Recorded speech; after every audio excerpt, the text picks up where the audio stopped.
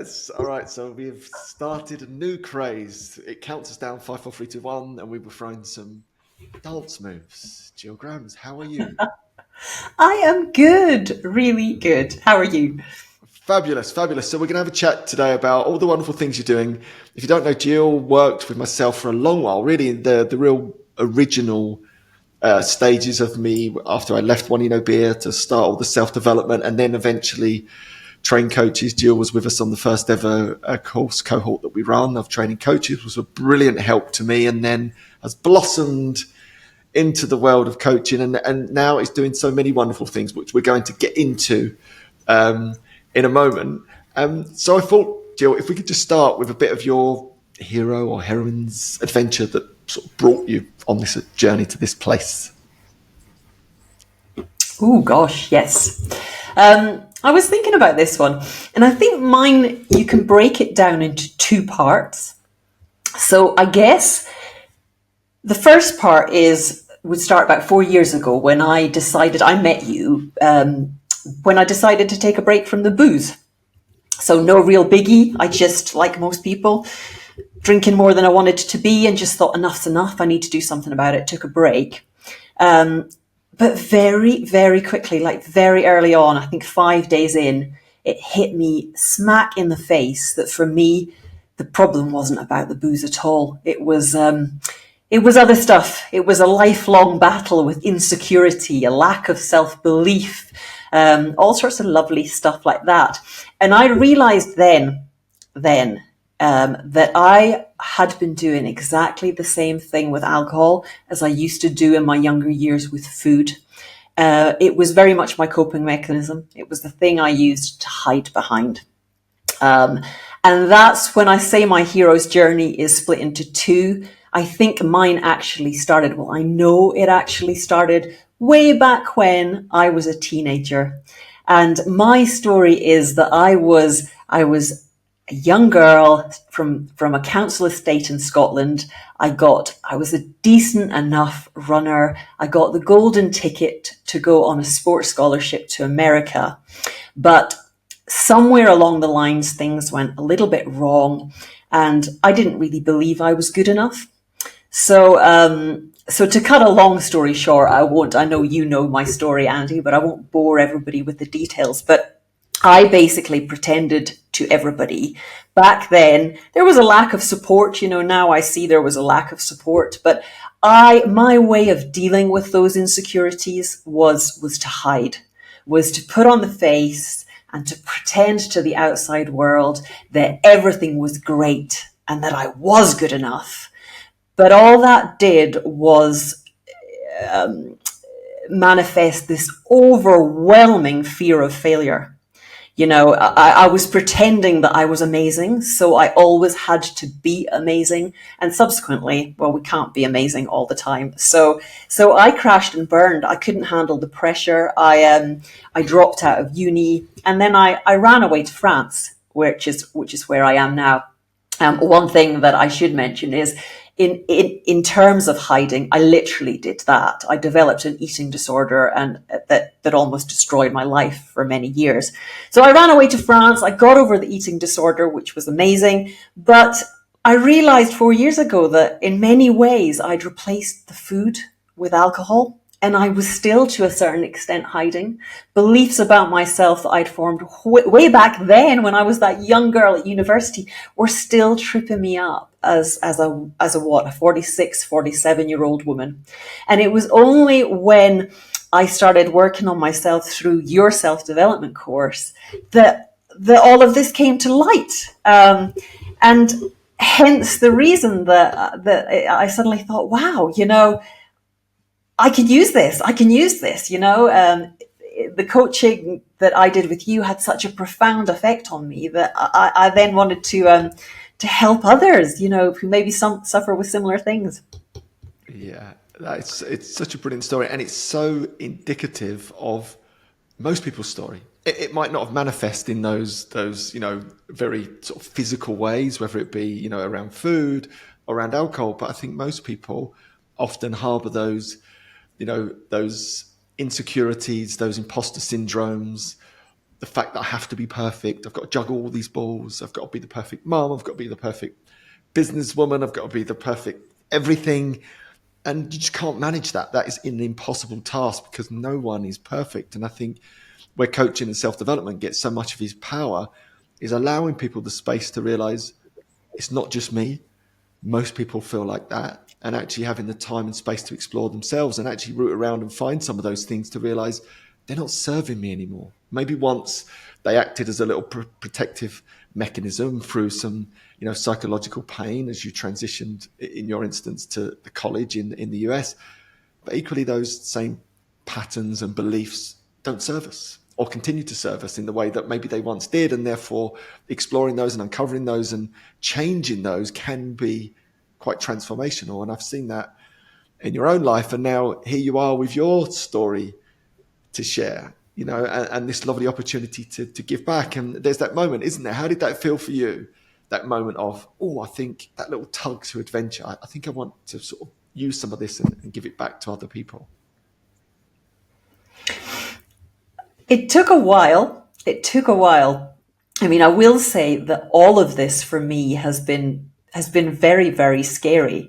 It's funny because hearing you speak there, it does make me think, in many ways, it sounds absolutely ridiculous that beliefs that you form about yourself when you're 17 still trip you up when you're in your late 40s and 50s.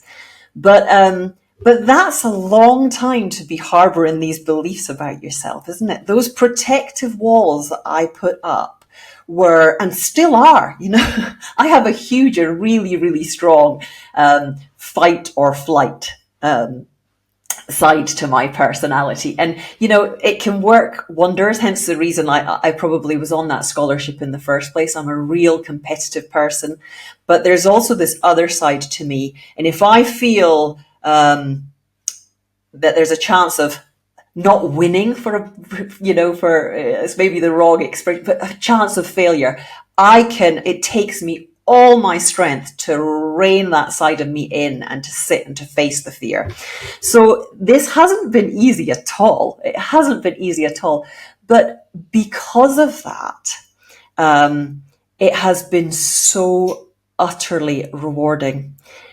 And I think the thing that, when I started, it's funny because when I started doing all this work with you, the thought of doing what we're doing now and speaking on a podcast, absolutely no way. I don't know if you remember when I did my first live in the Facebook group, but I couldn't even speak. I was so nervous again because I thought I had to be perfect. But it's taken a long time to little by little work on rewriting those beliefs and build up my confidence. But one thing that I have seen is that because I am now very, very comfortable with my imperfections and my story, I can use that to help others, because especially if you are hiding behind food or drink, there's an awful lot of shame right around that. So someone like me who is willing to speak quite openly about these things, I think can be, if you're in that position where you're in the shadows and you see somebody like me out there saying me too, I think that can be a really, really beneficial and helpful thing. And so it's that I hold on to. Although I am still very scared about many things, I hold on to that thought that if I can just, if by facing my fears, I can just help one person who's like I was way back when, hiding and surrounded in shame, then it's worth it. And when I do that, when I see these women who start, to go through the transformation that I myself went through, see them start to believe in themselves, see them start to see their strengths, see them start to stop hiding and actually build a lovely life for themselves. You can see, I just love it. There is nothing quite like it.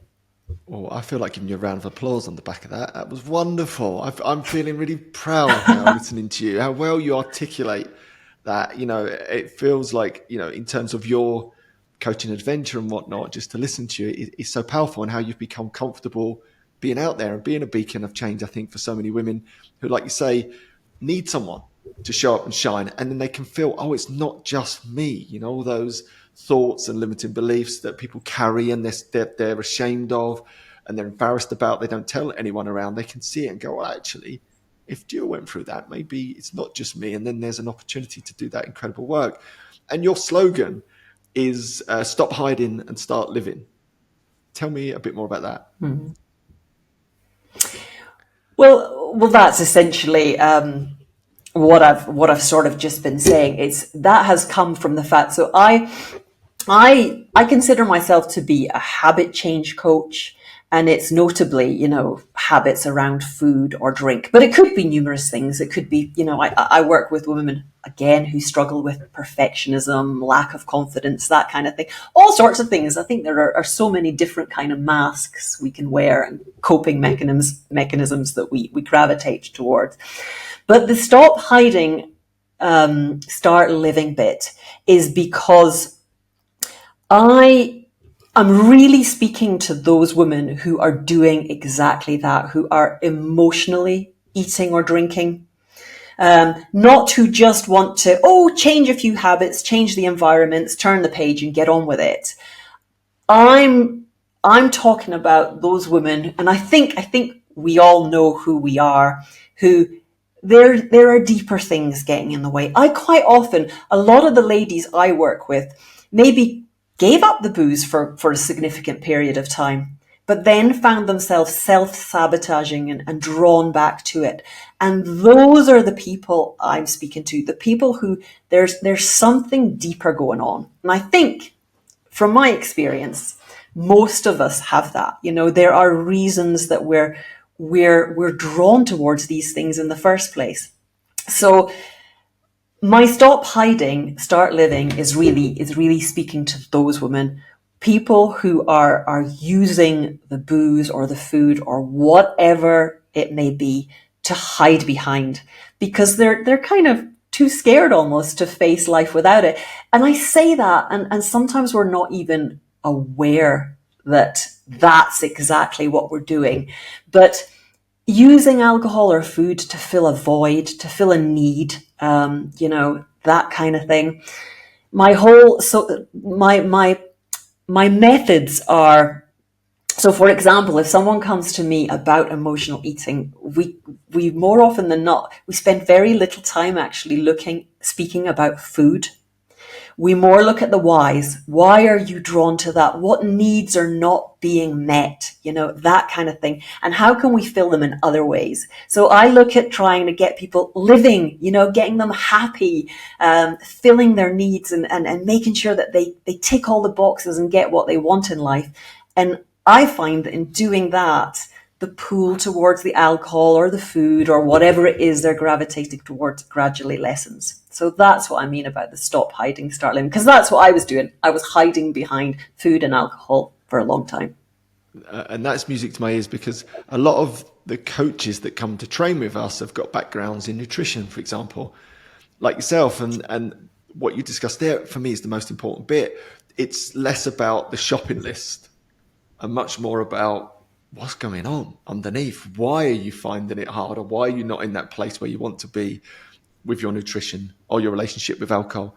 And very often it's got nothing to do with knowledge. That almost is the last piece of the puzzle, and everything to do with what they're hiding from, or those limiting beliefs, like you say, that they've picked up. And I think by working through that with a coach, that's the most powerful work, because I think too often people think, I'm broken, I'm doing it wrong, I've got this list of things that I should eat or should do, and I'm not fulfilling it. So therefore, that's even more reason, why I'm, imperfect and all those things, more shame, more guilt. When actually, it was never about that in the first place. It was always about a limiting belief that had just been sitting there, probably picked up in our teen years or our childhood, that actually has been the thing that's been tripping them up. And when that's dealt with or overcome or challenged and changed, all of a sudden, the shopping list becomes easy, because now there is the emotional side of it is gone. And it's just so powerful to hear. And I think that's probably why you get so many people such brilliant results. And then on that note, like in your own sort of journey of coaching and self-development, what have been some of the big, I guess, light bulb moments? Oof, oof. There have been so many. I think one of the biggest for me is again around this whole perfectionism thing. I think the realization that some of my imperfections, my willingness to speak about my imperfections, my willingness to, it's ironic because the very thing I used to hide, I used to pretend that people would only like me if I was amazing and I was perfect. And actually, the complete opposite has happened over the last 4 years. My willingness to show my vulnerability, I would say, is my greatest gift. So, especially in my, not so much in my one-to-one coaching, but in the group programs that I run, I very much share my story. It's what you were speaking about earlier. It's as a means of me too. This is what my story is. And people know that, most people who are there know me, know my story, and they're there for that reason. But that realization that actually, my weaknesses, I can actually use these. I can use that messy, horrible, dark period of my life to help other people. That was there for a reason. That is actually a gift. That was huge for me. That was huge for me. And still is, still is. That is the thing when the old habits die hard, don't they? When that fear comes creeping up and I want to hide again, I remember that. I remember, no, Jill, come on. It's this exact vulnerability is where your strength lies. So that's probably the biggest. Yeah, So much, so many, but that's probably the biggie for me. I love that. And it's so true, isn't it? Our mess becomes our message or our biggest challenge in life, which at the time was so difficult to overcome, be it, that transition where you left your home to go to America, or it be around food or around alcohol. The wonderful irony is that those moments, whilst they hurt at the time and you can't see a way out from them, now as you are out the other side and that hero's journey progresses, you find yourself in this incredible position now where you can actually go back and utilize that pain for good. And by sharing that story of your struggle, it helps people now in a similar position to you. And I just think that's one of the greatest gifts of coaching in many ways, because it gives you this, I think, confidence and a vehicle to do exactly that, which you do so beautifully well. And then coming to your coaching business, which I've always liked, the happy balance coach. Tell me what you mean by that. I laugh at that because, as I think I've told you before, my other half says, Jill, the happy balance coach, you should have called it the happy, unbalanced, unhinged coach, but there is a reason for this name. It's because balance is finding balance is key in my happiness. And it's something that I have to really, really work on. And I use it in my coaching. Again, this is another thing that I realized through the work that we did together. You have what you refer to as the 6 pillars. There are these key elements that you feel, you believe are almost like the building blocks. There are things like movement, nutrition, connection. I've taken it a step further and I realized I have 8 elements that to me are essentials that have to be present in my life in order for me to be happy and to flourish. They also include things like play, belonging. Belonging and connection is a huge one in terms of my own story with emotional eating and alcohol. Belonging, nutrition, movement, all sorts of other things. But I actively work on these things. Balance to me doesn't happen by chance. I think as a person, I'm a real all or nothing person, especially when I'm on a mission, when I've got a goal or I get my teeth into something. That fight or flight thing comes out and I can get totally carried away and totally knocked off balance. So I have put in place, I guess, tools, practices that help me maintain balance, that help me ensure that all of these elements are present in my life to some degree as a constant. And that's what I work with women. I work with women on the same thing. I work with women on all sorts of things, but that's a sort of big underlying piece to the coaching work and the coaching program that I do. Because again, it's going back to the whole unmet needs bit. Quite often I find that the women I work with are eating or drinking because of this unbalance, because some of these needs, be it connection, be it all sorts of other things, are missing. They're unbalanced. So that's where that comes from. Because and the happy balance coach does have a nicer ring than the unbalanced unhinged. I'm not sure how that would work on a slogan. I like it a lot, but that's beautiful work. It is beautiful work, and that's so important, isn't it? Looking at those elements and actually seeing where maybe there's a deficiency there, and again, that's another awareness piece, isn't it? Very often it's something as simple as connection and belonging and feeling lonely that's actually triggering emotional eating or a relationship with alcohol. And actually by doing the work on that loneliness, for example, or connection, that can be the thing that actually in readdressing that balance starts to solve some of the other issues in our life. I think it's a wonderful way to coach, because I think it's foundationally important. It's something that I've always done as well. So then what sort of, in our final question, what sort of fires you up about this whole coaching experience and the work that you do, and what's the future look like? Oof. What fires me up? Seeing women start to come out from behind the curtain, to start removing that mask, seeing them little by little start to identify their strengths, identify the awareness, again, the needs that are not being met, and do something about that. When I see women in front of my eyes start to believe in themselves, it's that just, I absolutely love it. That is why I do what I do, without a doubt. Yeah, that is powerful. And I can see you light up as well as you're talking about. And what does the future look like? What's going on in your world right now that people should know about? All sorts of things. It's great. I have got, at the moment, I'm running one of my Fab in 5 program. It's very funny. This is so me. It's called Fab in 5. It's a bit like the Happy Balance Coach. It's a program that actually lasts 6 weeks, but Fab in 5 sounds so much nicer. It's 5 to 6 weeks, but anyway, it's a short program. I've got 8 women in there at the moment, and it's really, really powerful. So it's for what we've spoken about, women who struggle with self-sabotage. I've got women there who, some have come because they struggle with exercise, some with food, some with alcohol, whatever.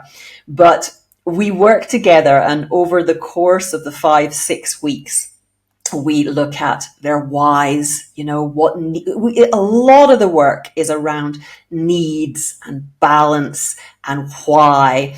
We look at strengths, limiting beliefs. So this week at the moment, we're identifying with the different sides to our personalities, that little fearful girl versus the strong, empowering woman.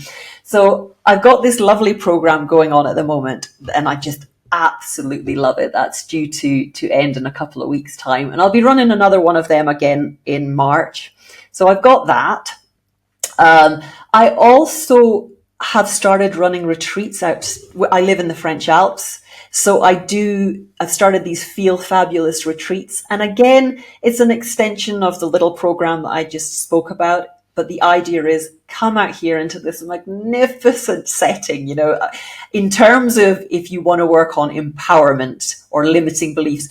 I think there's no finer place to do it than if you're sat on a mountaintop looking out at the most wonderful panoramic view ever. I did my first one last year, and I just saw how amazing, how much of an impact it made on the women who came out. So I run these Feel Fabulous retreats.